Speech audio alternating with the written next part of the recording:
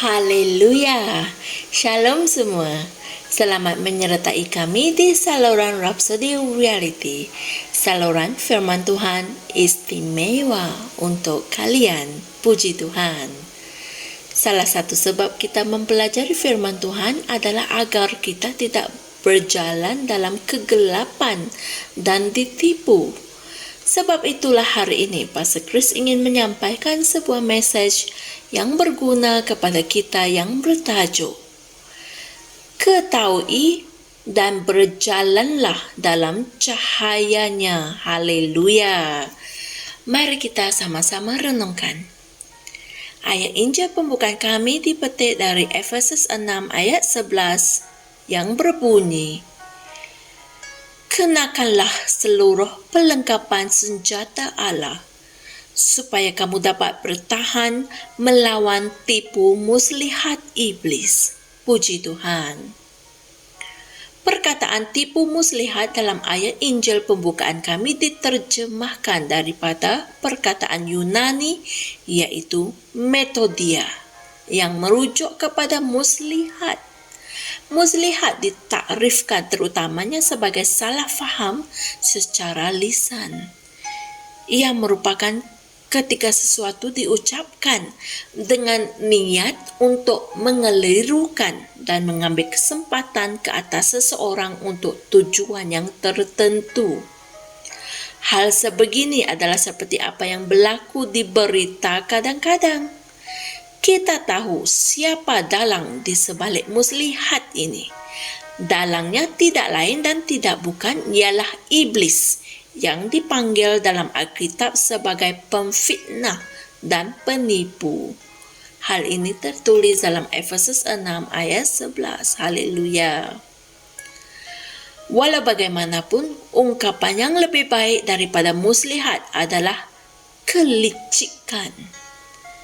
Kita dapat menemui ungkapan yang sama ini digunakan dalam Efesus 4 ayat 14 yang berkata, sehingga kita bukan lagi anak-anak yang diumbang-ambingkan dan ditiup ke sana ke sini oleh pelbagai angin ajaran dengan tipu daya manusia dalam kelicikan dengan muslihat penyesatan. Inilah metodia kelicikan untuk tujuan penipuan.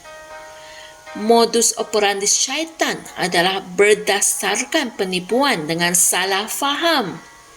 Strategi terbesar yang dia gunakan untuk melaksanakan agenda ini adalah maklumat yang salah melalui media berita. Sebagai seorang umat Kristian, kamu tidak sepatutnya jahil mengenai perkara ini. Efesus 5 ayat 6 berkata, janganlah kamu diperdayakan dengan kata-kata yang sia-sia, kerana hal-hal yang demikian mendatangkan murka Allah atas anak-anak derhaka. Inilah firman Tuhan. Itulah sebabnya kamu harus mengetahui dan berjalan dalam kebenaran Tuhan, yaitu terangnya. Yesus berfirman dalam Yohanes 8 ayat 12, akulah terang dunia. Sesiapa yang mengikut aku, dia tidak akan berjalan dalam kegelapan, melainkan dia akan mempunyai terang kehidupan. Haleluya. Dalam arti kata lain, apabila kamu berjalan dalam terangnya, kamu tidak akan sesekali tertipu. Luangkanlah masa untuk mempelajari firman Tuhan. Firman-Nya menerangi jalanmu serta menerangi hati dan fikiranmu, supaya kamu tidak sesekali tertipu atau berada dalam kegelapan. Haleluya. Wow, sungguh menakjubkan perkongsian kita pada hari ini. Saudara dan saudari semua, mari kita sama-sama berdoa. Ya Bapa, terima kasih atas arahan-arahan dalam firman-Mu. Aku berakarkan dan berdasarkan firman-Mu dan dibimbing oleh kebenaran-Mu dalam Kristus Yesus. Aku hidup ke atas dan di atas syaitan, serta penipuan dan manipulasinya. Haleluya.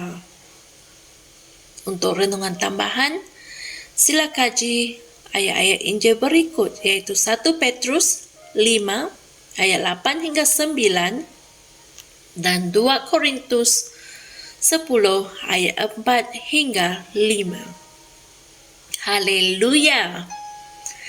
Teruskanlah mempelajari firman Tuhan setiap hari.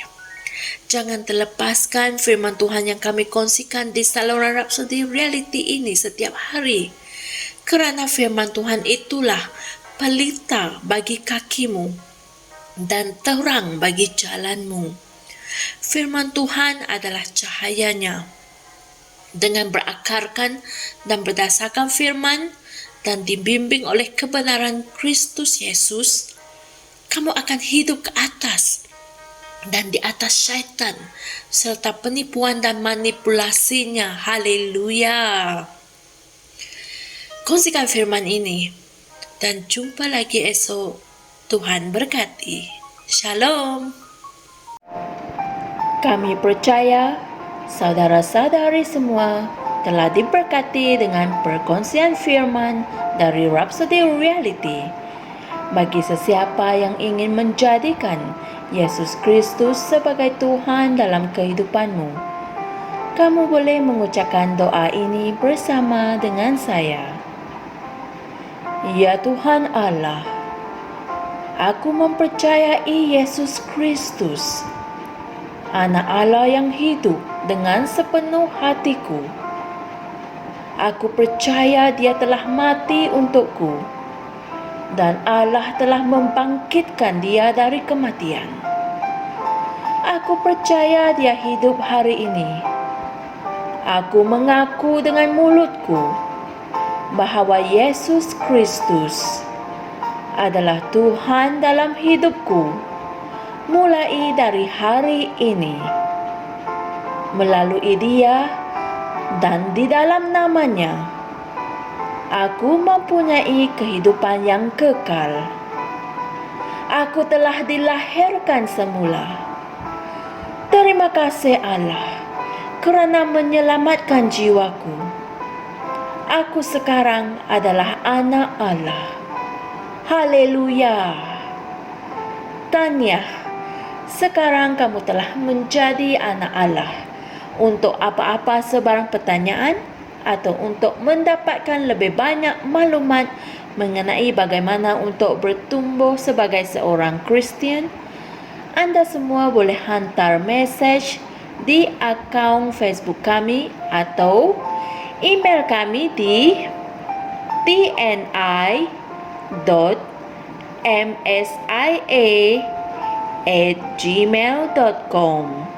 Sekali lagi, tni.msia@gmail.com.